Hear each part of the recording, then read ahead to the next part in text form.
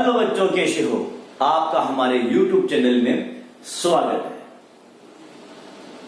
बच्चों, अभी तक हम पढ़ रहे थे गुणनखंड। उसके बाद में हमने पढ़ा था सार्वयक गुणनखंड और सार्वयक गुणज।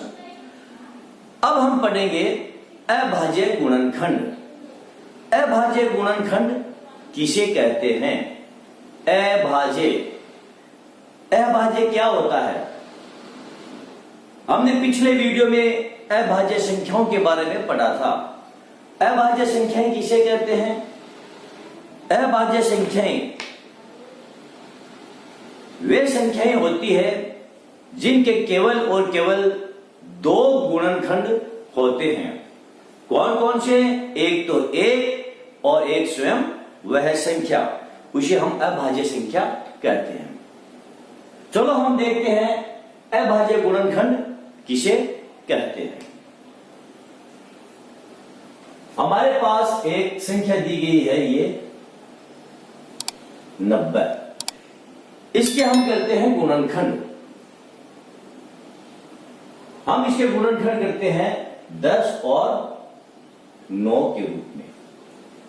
बच्चों, ये 10 और ये 9 90 के एक गुणनखंड है।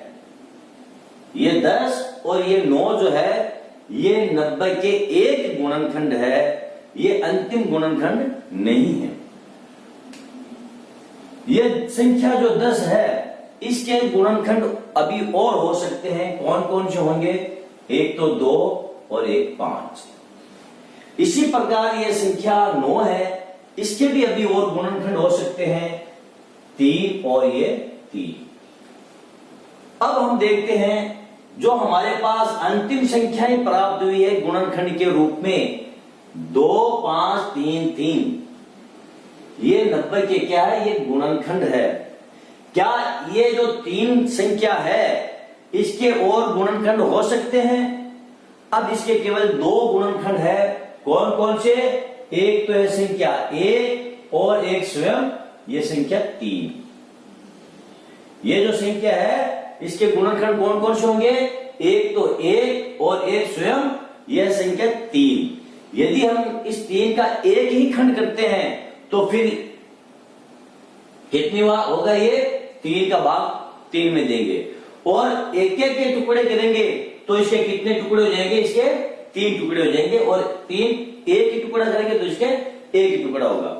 इसी प्रकार ये जो यहां पर दी है, यहां पर हम आगे इसके खंडित नहीं कर सकते हैं। ये जो 5 है इसके भी 2 गुणनखंड है, एक तो 1 और एक ये संख्या खुद 5। ये 2 है, इसके भी 2 गुणनखंड है, एक तो 1 और एक स्वयं यह संख्या 2।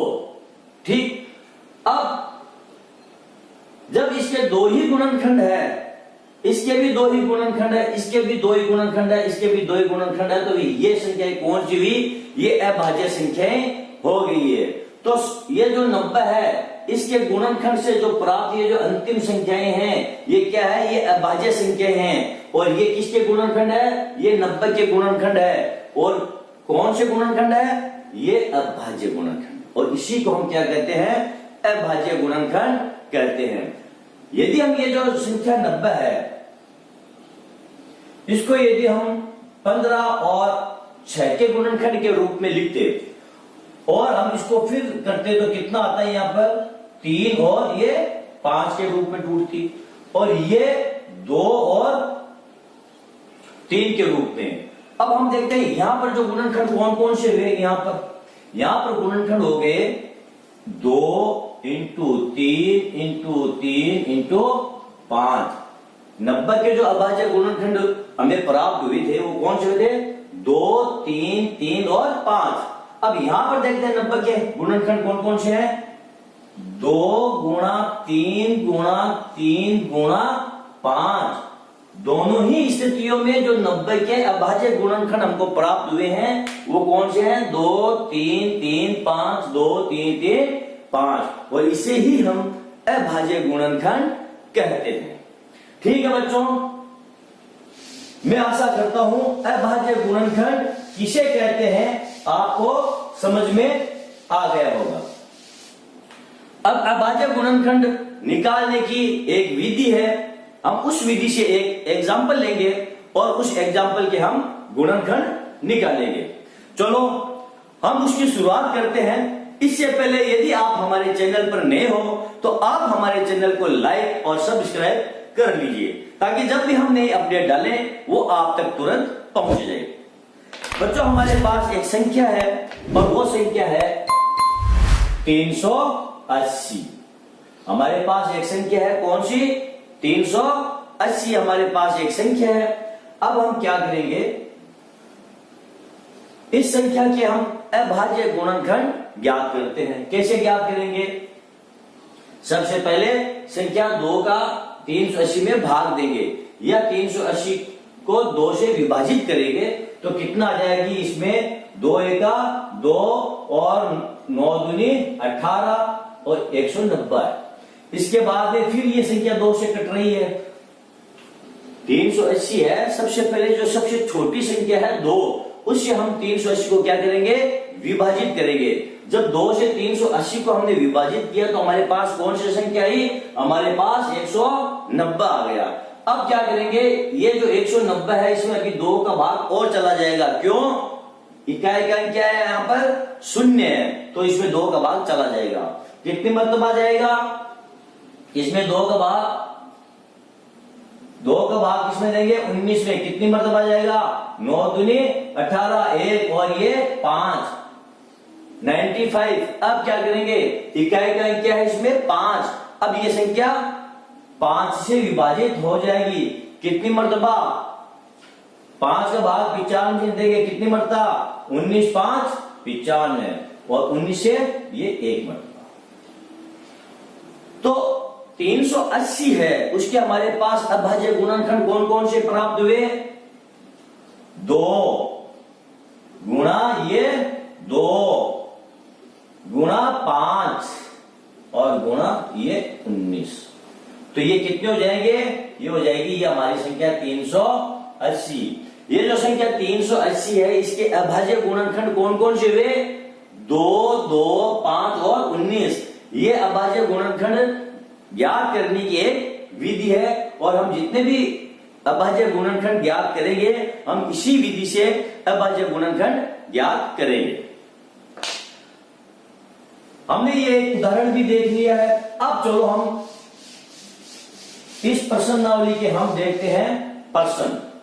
हम क्या हल करेंगे? अब प्रश्न हल करेंगे। हमारे पास प्रश्न दिया है, यहां 60 के लिए 2 भिन्न भिन्न गुणनखंड वृक्ष दिए हैं। इनमें ज्ञात संख्याएं, अज्ञात संख्याएं, कौन सी संख्या आएगी इसमें? अज्ञात संख्याएं लिखिए। यहां पर प्रश्न ए 60 है, इसके गुणनखंड किए हैं। कौन कौन? कैसे? 6 और 10, ये 2 गुणनखंड किए हैं। फिर उसके बाद में क्या किया है? ये जो संख्या 6 है इसके और गुणनखंड किए हैं। एक गुणनखंड 2 है और यहाँ पर क्वेश्चन मार्क है। दूसरा यहाँ पर गुणनखंड हुआ है 10। 10 में एक इसका गुणनखंड हुआ वो 5 है और यहाँ पर क्या आ गया? ये क्वेश्चन मार्क आ गया है। तो अब हमें ये बताना है ये जो क्वेश्चन मार्क है यहाँ पर कौन सी संख्या आएगी? संख्या बी, इसमें गुणनखंड किए हैं पहले 60 के, किस किस रूप में? 30 और यहाँ पर क्वेश्चन मार्क। फिर ये संख्या 30 है, इसके गुणनखंड किए गए हैं। एक गुणनखंड है इसका 10, दूसरा गुणनखंड कौन सा होगा? ठीक है, यहाँ पर 10 है, इसका एक गुणनखंड, यहाँ पर क्वेश्चन मार्क है और यहाँ पर भी क्वेश्चन मार्क है। हमें ये जो क्वेश्चन मार्क दिए हैं यहाँ पर वो संख्याएं लिखनी है कि वो संख्याएं कौन सी आएगी। चलो हम पता करते हैं। सबसे पहले हम 60 के 6 और 10 ये गुणनखंड तो हमें दिए हुए हैं। अब हमें सबसे पहले इस 10 के गुणनखंड ज्ञात करने हैं। संख्या है 10, इसके हम क्या निकालेंगे? गुणनखंड। सबसे पहले 2 से कितना आ जाएगा? यहाँ पर 5, फिर 5 से 1, इसके गुणनखंड कौन कौन से हो गए? 2 गुणा 5। ठीक है, तो यहाँ पर कौन कौन सी संख्या दी है? देखो 10 के गुणनखंड निकालने में एक गुणनखंड हमको ये दिया है। दूसरा गुणनखंड यहाँ पर कौन सा आएगा बच्चों? ये 2 आ जाएगा दूसरा गुणनखंड। तो यहाँ पर कौन सी संख्या लिखेंगे हम? यहां पर लिखेंगे संख्या 2। यहां पे क्या आ जाएगी? संख्या 2। ठीक है, अब हम यहां पर देखते हैं 6 के गुणनखंड। 6 के गुणनखंड कौन कौन से होंगे? 2 और ये 3, 2 इंटू 3, ये 6 के गुणनखंड है। तो फिर यहां संख्या कौन सी आ जाएगी? यहां पर आ जाएगी संख्या 3। कौन सी संख्या आ गई है यहां पर? संख्या 3। अब चलो हम देखते हैं 60। यहां पर क्या आ जाएगा? चलो बताओ क्या आएगा यहां पर? यहां पर आ जाएगा 2। कैसे आएगा? 60 है, इसके गुणनखंड में करने हैं। 2 से कितने आ जाएंगे? ये 30। फिर क्या करेंगे? 60 के निकाले ना, तो 60 के 2 गुणा 30, 2 गुणनखंड हुए, एक 30 और एक ये 2। तो 30 तो हमको यहां पर दिया गया है, और यहां पर कौन सी संख्या आ जाएगी? यहां संख्या आ जाएगी 2। अब हमें क्या निकालना है? ये जो संख्या 30 है, ये 30, इसके हमें गुणनखंड ज्ञात करने हैं। तो यहां पर एक संख्या दी गई है 10, एक गुणनखंड तो हमें दिया गया है, दूसरा इसका गुणनखंड हमें ज्ञात करना है। तो कैसे ज्ञात करेंगे? ये संख्या 30 है, इसके गुणनखंड हमें ज्ञात करने हैं। तो कितना आ जाएगा दूसरा गुणनखंड? ये 15। तो 30 बराबर 2 गुणा ये 15। तो ये 10, एक गुणनखंड दिया है यहां पर 10, तो दूसरा गुणनखंड हमें यहां ज्ञात करना है। तो दूसरा गुणनखंड कौन सा आएगा? यहां पर 30, 3 आ जाएगा। सॉरी, यहां से 2 से नहीं निकालना है, यहां पर दूसरा गुणनखंड कौन सा आ जाएगा? 3। 3 कैसे आ जाएगा? 10 3 30, 10 3 30 आ जाएंगे। इसका दूसरा गुणनखंड कौन सा आएगा यहां पर? कैसे?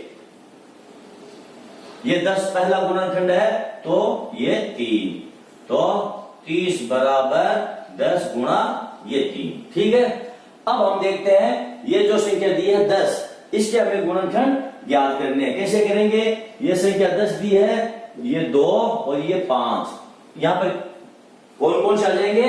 एक तो संख्या आ जाएगी 2 और दूसरी संख्या आ जाएगी यहां पर ये 5। चलो, ये हमारा हो गया ग्राफ कंप्लीट।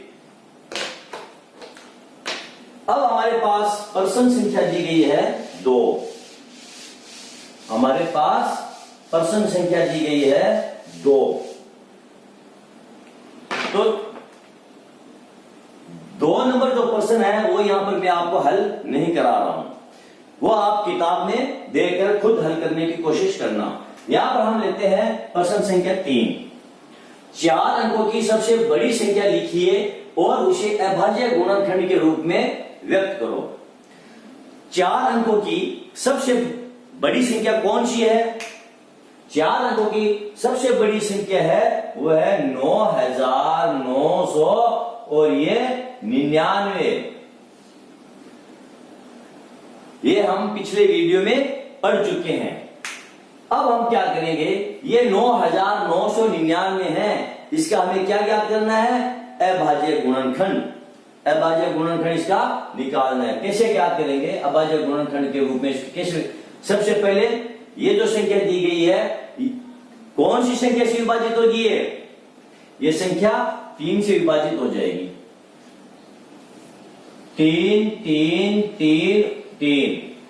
हमने विभाजिता का नियम पढ़ा था ना, यदि की दी गई संख्या के अंकों का योग 3 से विभाजित होता है तो फिर वो संख्या भी 3 से विभाजित हो जाएगी। तो इस प्रकार जब बड़ी संख्या दी गई होती है तो हमें ये जो रूल्स है विभाजिता का वो हमें चेक कर लेना चाहिए। तो यहाँ पर 9 9 18 और 18 36 होते हैं और 36 3 से विभाजित है। अगला हम देखते हैं, फिर ये 3 से चली जाएगी, 3 3 6 6 12 होता है, तो कितनी मरतबा? 1 1 1 और ये 1। अब ये संख्या कौन सी संख्या से विभाजित होगी? 11 से विभाजित का नियम हमने क्या पढ़ा था? दी गई संख्या के सम स्थानों के अंकों का योग और विषम स्थानों के अंकों का योग का अंतर 0 या 11 से विभाजित है तो वो संख्या 11 से विभाजित हो जाएगी। तो ये संख्या हमारी 11 से विभाजित हो जाएगी। कितनी मरतबा? 1 और 0 और 1। अब हमारे पास संख्या आ गई है ये 101। तो ये किससे विभाजित होगी? ये संख्या 101 से विभाजित होगी और ये 1। अब हमारे पास जो 4 अंकों की जो सबसे बड़ी संख्या थी उसके जो गुणनखंड है, अभाज्य गुणनखंड, वो कौन कौन से हो गए? वो हो गए 3 इंटू 11 इंटू 101। ये किसके हैं? 9999। यानी 4 अंकों की सबसे बड़ी संख्या के अभाज्य गुणनखंड जो है वो कौन कौन से हैं? 3 इंटू 11 इंटू 110। ठीक है, चलो आगे बढ़ते हैं। हमारा अगला क्वेश्चन क्या है? Question number 4। 5 अंकों की सबसे छोटी संख्या लिखिए और उसे अभाज्य गुणनखंडों के रूप में व्यक्त कीजिए। अब हमें क्या करना है? यहां पर 5 अंकों की सबसे छोटी संख्या लिखनी है। अभी हमने क्या लिखा था? यहां पर 4 अंकों की सबसे बड़ी संख्या और 5 अंकों की सबसे छोटी संख्या कौन सी होगी? यदि 4 अंकों की सबसे बड़ी संख्या हमारे पास कौन सी थी? 9999। ये 4 अंकों की क्या है? सबसे बड़ी संख्या। और 5 अंकों की सबसे छोटी संख्या कौन सी होगी? यदि हम 4 अंकों की सबसे बड़ी संख्या में 1 जोड़ दें तो हमें 5 अंकों की सबसे छोटी संख्या प्राप्त हो जाएगी। कितनी? इकाई, दहाई, सैकड़ा, हजार और ये 10,000। ये हमें 5 अंकों की सबसे छोटी संख्या हमें प्राप्त हो गई है।